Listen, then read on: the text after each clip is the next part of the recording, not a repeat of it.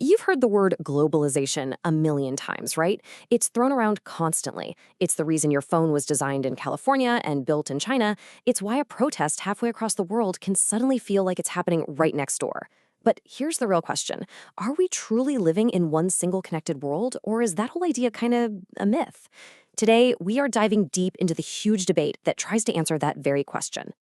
All right, so to really get our heads around just how massive this shift has been, let's start with a little thought experiment. I want you to actually do this. Just for a second, picture it. You're in a village 1,000 years ago. Your entire universe is that village. A visitor showing up is like a once-in-a-lifetime event. The next town over, that feels like a foreign country. Your food, your ideas, your whole culture, it's all intensely local. The outside world isn't really a thing. Okay, now snap back to today. And that leap, that incredible jump from the tiny village to the entire globe, well, that's globalization in a nutshell.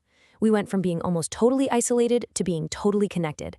We went from ideas taking centuries to cross an ocean to ideas zipping around the planet in a millisecond. It's a fundamental rewiring of how human society works, and that's what this is all about. But, globalization can feel like just another buzzword, right? So to really get what this whole debate is about, we've got to break it down. Social scientists usually look at it as a mix of four key ideas. And once you get these, trust me, the whole debate suddenly makes a lot more sense. First up, we've got stretched social relations. It sounds academic, but it's simple. It just means our connections, whether it's with friends, businesses, or political causes, are no longer stuck in one place. A decision made by a banker in Tokyo can literally affect a factory worker in Ohio. A movement that starts in one city can inspire people on the other side of the planet. Our social web is now stretched over the entire globe. Okay, second idea. It's not just that these connections exist, it's the speed and the sheer volume we're talking about.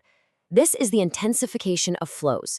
The amount of money, goods, and information flying around the world isn't just growing, it's growing exponentially.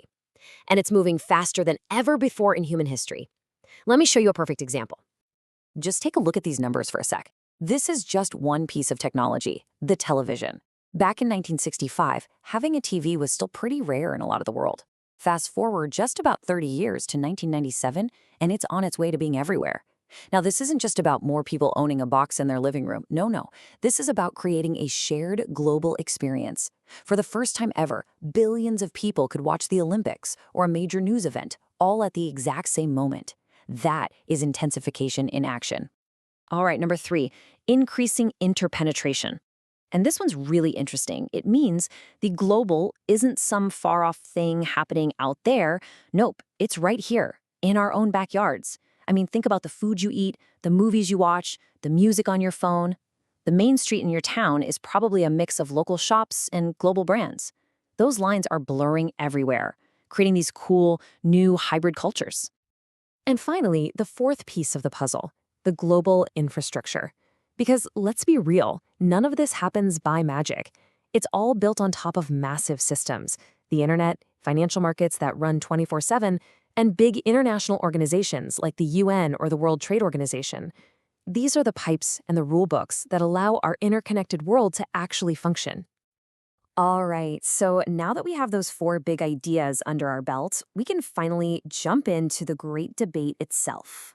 First up is the camp we can call the globalists. For them, globalization isn't just a trend. It's a real, powerful, and pretty much unstoppable force that is completely remaking our world. But they definitely don't all agree if that's a good thing. So you've got these globalists, right? But here's the twist. They are totally split. On one side, you have the optimists. They see us moving toward a global village, where all this connection leads to more understanding, more choices for everyone, and more opportunities. But then you have the pessimists, and they are warning us that what's really happening is the destruction of unique local cultures, the takeover by giant, unaccountable corporations, and the creation of a world with brand new and maybe even worse inequalities. If you want to know what keeps the pessimists up at night, just look at this slide. This is the footprint of just one company, News Corporation. We're talking newspapers, movie studios, TV networks on 6 different continents.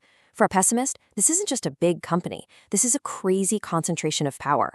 Power so big, it can shape the news, the culture, and even the political debates for literally billions of people, all while operating beyond the control of any single country.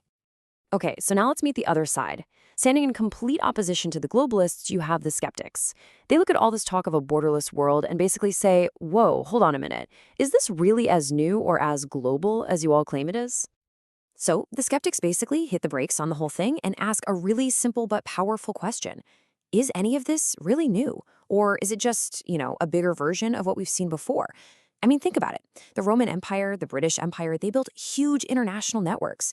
The late 1800s saw massive flows of money, goods, and people crossing borders. So are we really in a totally new global age or just another international one? So for the skeptics, the bottom line is this. They think the whole globalization thing is way overblown.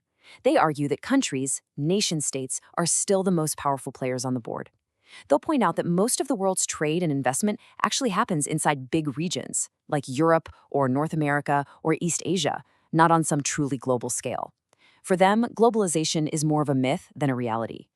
Okay, so we've had the "it's happening and it's huge" camp, and the "it's a total myth" camp. So where does that leave us? Well, that brings us to our third and final group, the transformationalists. And they try to carve out a path right down the middle. So these guys, the transformationalists, they look at the globalists and say, yeah, you're right, something huge and historic is definitely going on. But then they look at the skeptics and say, but hold on, the future isn't set in stone. They don't see globalization as this unstoppable tidal wave that just washes away countries. Instead, they see it as a complex process that's changing the rules of the game. States are still really powerful, for sure, but they're having to learn how to play in a whole new arena with new challenges and new kinds of power. So, there you have it. 3 completely different ways of seeing the world. So, who's right? The globalists? The skeptics? The transformationalists? Well, what if that's the wrong question to ask? What if the real key is understanding that each view is just a different kind of map? For like 500 years, this was pretty much the map of the world for most people, the Mercator projection. Now, it's brilliant for one thing, sailing. The lines are straight, which is perfect for navigation.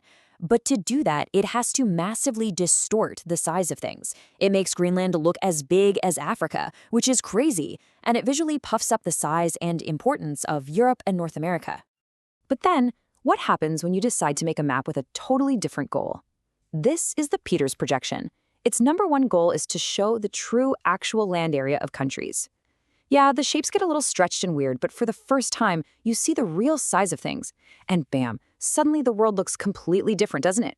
Africa is massive. South America is huge. It's a whole new perspective.